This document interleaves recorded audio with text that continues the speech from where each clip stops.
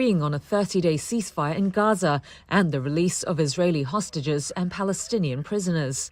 That's according to Reuters sources, coming as Israel pressed ahead with its biggest assault in a month in southern Gaza. Qatar, the US and Egypt have been mediating between the two sides for weeks over the release of Israeli captives in return for a break in fighting, the release of Palestinian prisoners and more aid to the enclave.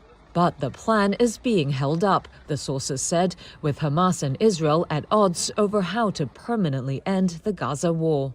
US, Qatari and Egyptian authorities did not immediately respond to requests for comment on the Reuters report. Though on Tuesday, the White House did confirm that Middle East envoy Brett McGurk was in Cairo for active talks over hostage release and aid, while declining to comment on reports of any ceasefire deal. Certainly one of the things he's in the region talking about is the potential for another hostage deal, which would require a humanitarian pause of some length to get that done. Two Egyptian security sources said there was work underway to convince Hamas to accept a one-month truce to be followed by a permanent ceasefire.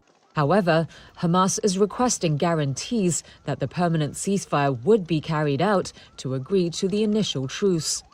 An Israeli government spokesperson said Tuesday the country's goals of destroying Hamas's governing and military capabilities remain the same.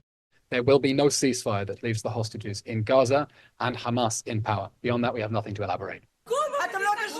Still, Israeli Prime Minister Benjamin Netanyahu is under increasing pressure to reach a ceasefire deal from his war cabinet and families of hostages.